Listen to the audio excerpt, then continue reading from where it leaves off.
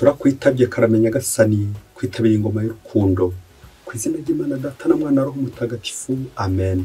Amahoro bana b'Imana nimuhumure, Imana iradukunda ije kutugira neza kuri wa gatandatu w'icyumweru cya mbere cya Adventi tariki 6 Ukuboza 2025 ngaho amasomo agiye kuduhuza n'ab'ijuru. Isomo rya mu gitabo cy'umuhanuzi Izayi umutwe wa 30:19 kugeza ku 21 wa 23 kugeza ku 26. Mbaga y'Isiyoni mwebwe abatuye Yerusalemu ntimuzongera kurira ukundi, igihe muzamutakambiye Uhoraho azabibuka, nabumva azahera ko abasubiza, mu makuba azabaha umugati, abaha amazi igihe cy'amage. Ugomba gukwigisha ntazongera kwihisha ukundi, uzamwirebera n'amaso yawe. Igihe uzaba ugomba kugana iburyo cyangwa ibumoso, amatwi yazumva ijwi rivuga inyuma yawe riti dore inzira nimube ariyo munyuramo. Uhoraho azagusha imvura mu myaka uzaba wabibye mu butaka, uzarumbuke umusaruro utubutse kandi ushimishije. Uwo munsi amatungo yawe azabona inzuri ngari arishamo, imasa n'indogobe bihingishwa bijya ubwatsi buryohereye bwabikanywe isuku. Ku munsi w'icyorezo iminara yose izahirima, ku misozi yose no ku tununga twose hazavubuka amasoko menshi y'amazi. Igihe Uhoraho azaba yapfutse ibisebe by'umuryango we, akomora ibikomere byawo, urumuri rw'ukwezi ruzaka nk'urw'izuba, naho urw'izuba rwikube 7 kaho rwabaye urumuri rw'iminsi 7. Iryo ni ijambo ry'Imana. Zaburi 147. Hahirwa uwiringira Uhoraho. Mbega ukuntu ari byiza kuririmbira Imana yacu, ntibigira uko bisa kuyisingiza uko bikwiye. Uhoraho we wubatse Yerusalemu bundi bushya, azakwanya imbabe za Isiraheli. Niwe ukiza abafite intimba ku mutima, maze akomora ibikomere byabo, amenya kubarura inyenyeri zibaho, akazivuga zose mu mazina yazo. Umutegetsi wacu ni igihangange n'umunyamaboko, ubwenge bwe ntibugira urugero. Uhoraho ashyigikira ab'intamenyekana, naho abagoma akabacisha bugufi. Hahirwa uwiringira Uhoraho. Nyagasani Yezu nabane namwe. Magambo mu Ivanjili ntagatifu yanditswe na Matayo umutwe wa 9 umurongo wa 35 kugeza ku 38, n'umutwe wa 10 umurongo wa 1 n'umurongo wa 6 kugeza ku 9. Muri icyo gihe Yezu yazengurukaga imijyi yose n'isisiro yigisha mu masengero yabo, akwiza inkuru nziza y'ingoma y'Imana, ari nako akiza icyitwa indwara n'ubumuga bwose. Abonye iyo mbaga y'abantu abagirira impuhwe, kuko bari barushye kandi bameze nk'intama zitagira umushumba. Nuko abwira abigishwa bati, imyaka yeze ni myinshi, ariko abakozi ni bakeya. Nimusabe rero nyiri imyaka yohereza abakozi mu mirima ye. Amaze guhamagara abigishwa be 12, abaha ububasha bwo kuganza roho mbi no kuzirukana, ngo gukiza icyitwa indwara n'icyitwa ubumuga cyose. Arababwira ati, nimusanye intama zazimeze umuryango wa Isiraheli. Aho munyura muvuge ko ingoma y'ijuru yegereje. Mukize abarwayi, muzura abapfuye, ababembe mu bakize, mwirukane na roho mbi. Mwahawe ku buntu, mutange ku buntu. Iyo ni Ivanjili ntagatifu. Mwahawe ku buntu, namwe mutange ku buntu. Bayoboke b'Imana nimugire amahoro. Mwahawe ku buntu, mutange ku buntu. Ngiyi intego remezo ijya gutaranga ahangaha kuri buri munsi ngo tujye kuzirikana ku ijambo ry'Imana muri iki gihe cya Adventi, kuri wa gatandatu w'icyumweru cya mbere cya Adventi. Mwahawe ku buntu, mutange ku buntu. Hari ingingo 3 zigiye kudufasha kurangamira ubuntu bw'Imana, bityo nawe uze gusohoka ngaha uri gutanga ku buntu uko Imana nawe yaguhaye ku buntu. Icya mbere tujye gutandukanya amagambo abiri y'Igifaransa, rimwe rivuga ubwiza bw'imbere, irindi rikavuga ubwiza bw'inyuma. Ijambo rya mbere ryitwa la beauté. Iyo bavuze la beauté, yerekeza ku bwiza bw'inyuma, isura y'inyuma, igihagararo, ibyo byose nyine tureberaho inyuma tukabona ari byiza. Hari n'indi jambo bavuga la bonté.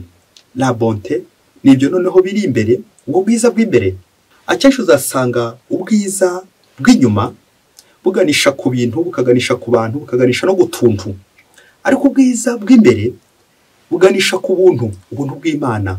Dieu est bon. Imana ni nziza igihe cyose Imana ni nziza. Hari interuro nanone yo mu mibare ivuga ngo il est pauvre en extension mais riche en compréhension. Ngo iki kintu gishobora kuba gitumbarare kinini cyane, gikize ku bunini twatuntu twavuga bya bintu, ariko nta buntu gifite, kigaragara neza inyuma ari kinini, ariko imbere kitumvikana, imbere nta kirimo. Nyagasani aradutumiye kugira ngo twongere tugaragaze ubwiza bwe, ubwiza yaduhanganye. Ni nabyo umuhanuzi Izayi ari gutuburira muri no minsi ko Nyagasani ajya kuduhumuriza agatugwiza ibyiza bye. Ni mu cyaro tumwiringire kandi tumwizere Mesiya umucunguzi uje kudukiza, uje kuduhumuriza, uje kuduha ibyiza bye kandi akabiduha ku buntu ntacyo dutanze. Ijambo rya kabiri ni ijambo twakiriye mu Evanjiri la mission, ubutumwa. Ijambo mission riva ku nshinga y'ikilatini yitwa mitere, bikavuga ngo envoyer, kohereza. Kohereza nta muntu umwe wiyohereza, iyo ushatse kwiyohereza ubigwamo ubivunikiramo. Nyagasani rero ifite uburyo twohereza tukajya kumwamamaza inkuru nziza. Iri jambo mission naniho hava missioni, naniho hava misa. Misa ubundi bivuga nyine ubutumwa. Twabonye Kristo, twahawe Kristo, ngaho rero nimujye mu butumwa. Niyo rero isoza misa igira iti ite misa est, ainsi c'est l'envoi. Noneho muhawe ijambo ry'Imana, muhawe Kristo, mwamubonye, mwamukozeho, ngaho ni mumushyira abandi.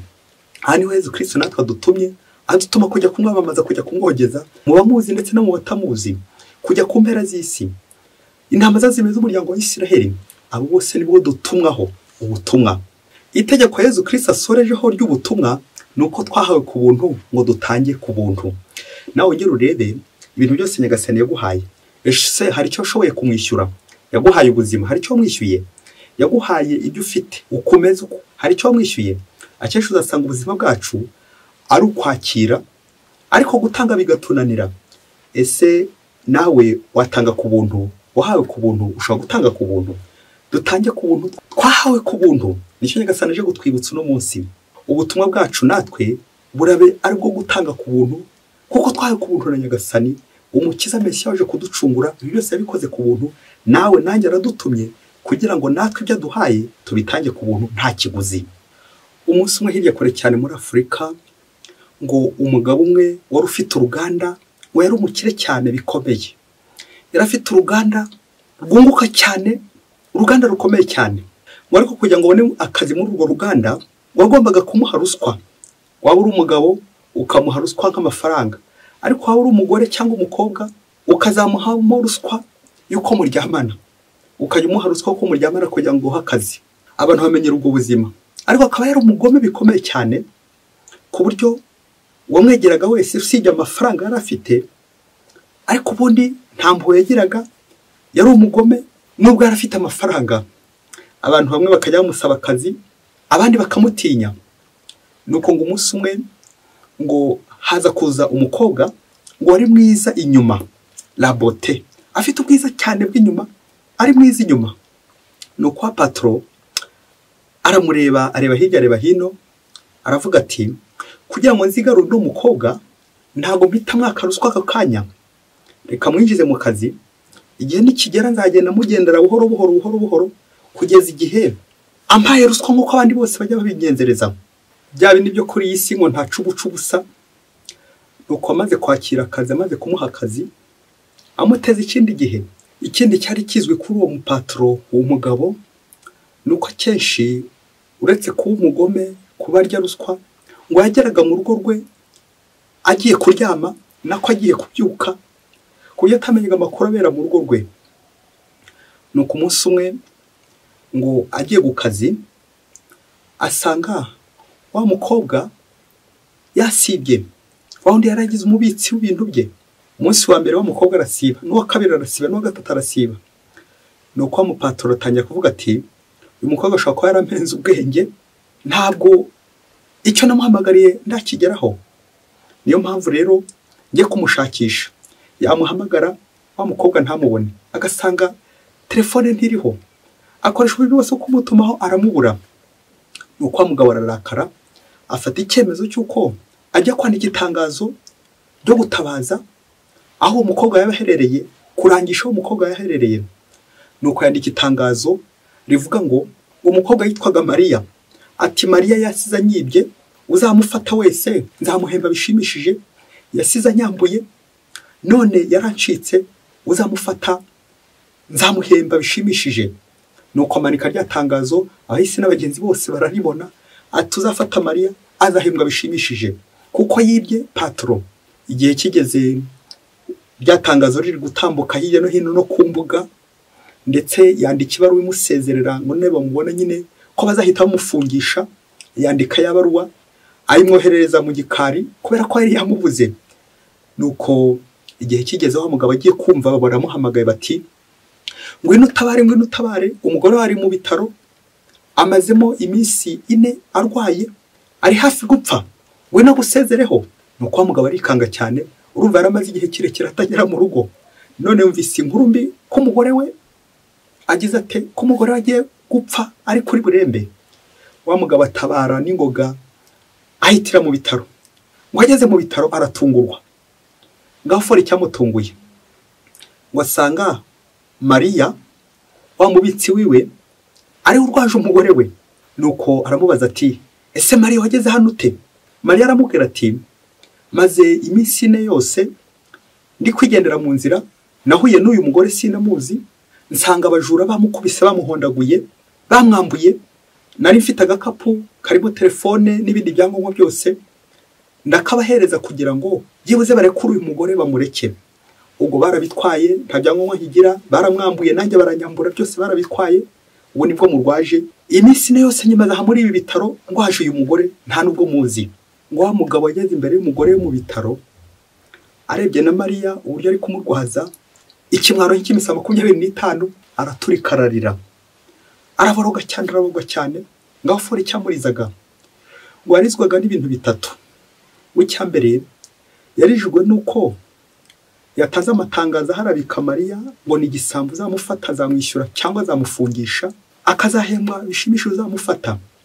Icya kabiri cyamurijije yarijwe nuko yaranje kwandika urwandiko rusezerera Mariya mu kazi, yibaza uburyo yongera kurugarura kandi yaranje kurwohereza byarangiye. Icya gatatu cyamurijije yibazaga uburyo abandi bamutanga amakuru yo mu rugo rwe bakamutabaza mu bitaro umugore warembye ku buryo we atayamenye kare. Kubera iki? Kubera kudataha mu rugo, gutaha amajoro, ibiyobyabwenge byaramutwaye. Nuko wa mugabo araturikararira asaba imbabazi bishoke ko azazihabwa. Hagati aho ntuze kumbaza niyo Mariya azasubira mu kazi, ntuze gukomeza umbaza niba umugabo yaraje guhinduka kuri kwa kurya ruswa, niba yaraje guhinduka kuri bwa bugome, niba asigaye ataha mu rugo iwe, niba yaraje kubabarira Mariya akamusubiza mu kazi, niba yaraje gucika ku ngeso kuri bwa bugome. Ntuze kuyimbaza nawe ukomeze ubyibaze. Bishoke ko nyine yafashe icyemezo nawe cyo kugira neza, akagira abandi neza, nta kiguzi yatse. Rero cyo Imana Yesu Kristo akuzwe. Ingingo ya nyuma tujye gusorezaho nitwerekeza ku buntu bw'Imana. Ubwo tujye gutandukanya ibiranga ibintu by'Imana n'ibiranga ibya shitani. Ikintu kizakubwira ibintu bya shitani nuko uzabigura, ukabigura amafaranga, ukabigura ibintu. Naho kizakubwira ibintu by'Imana byo uzabibona ku buntu nta kiguzi. Kwa shitani ibintu turabigura, tukabigura utuntu bya bintu, naho ku Mana byose tubibona ku buntu. Ongera urebe ibintu tujya tugura byo kwa Sekibi, tukagura intwaro za kirimbuzi tugiye kurimbura abandi mu ntambara, mu gihe kwa Yesu ari amahoro. Kwebwe turi kugura intwaro za kirimbuzi turimbura abandi, kandi kwa Yesu ari amahoro. Mu gihe kwa Sekibi turi kugura ibiyobyabwenge, inzoga, amatabi, tukabigura amafaranga kandi bihenze. Kwa Yesu ho turya ku neza ye, ku buntu, ukarisiya, amasakramento nta kiguzi. Yesu nyirimbuwe akadutunga ku neza ye. Nuko tugataguza ibyacu byose ku biyobyabwenge, inzoga, amatabi, bya bindi biducagagura, byose tukagenda tubiriha. Nyamara kwa Yesu n'ubuntu. Bamwe bishora mu ngeso mbi z'ubusambanyi, bakagura ibikoresho bizabafasha muri iyo nzira mbi, ibinini, udukingirizo n'ibindi byinshi cyane utangaho amafaranga, nyamara ukaza kwibagirwa ko umubiri Imana yaduhaye yawuduhaye ku buntu bwayo. Ngo ubu bwicanyi n'ibindi byinshi cyane dutangaho amafaranga tukagambanira abandi, nyamara kwa Yesu ho n'ubucunguzi n'umukiro, kandi umukiro tubona ku buntu. Yesu Mesiya waje kuducungura yabikoze ku buntu nta kiguzi, amena amaraso ye ku musaraba nta kiguzi. Nuko rero tugasoza tuzirikana ko umuriro tuwutangaho amafaranga, umuriro wo kwa Sekibi bya bintu, ariko ijuru ntacyo wabona urigura usibye ubuntu bw'Imana, impuhwe z'Imana. Nawe uze kureba ibintu uri kugura, niba utajya ugura umuriro wo kwa Sekibi, umuriro w'iteka, aho guharanira kwinjira mu ijuru ku buntu bw'Imana. Umuriro ni ibintu, ni ikiguzi, naho ijuru ni ubuntu, nta kiguzi wabona utanga usibye kurangamira Nyagasani nyir'ubuntu budashira. Ngwifurije amahoro, ngwifurije guhitamo neza, ngwifurije kwakira ubuntu bw'Imana neza y'Imana, kugira ngo ubeho neza, ubeshugwaho n'ubuntu bwa Nyagasani. Mwese Imana ibahe umugisha. Imana Data na Mwana na Roho Mutagatifu. Amen. Padiri Masumbuko Ladislas wa Diyosezi ya Cyangugu.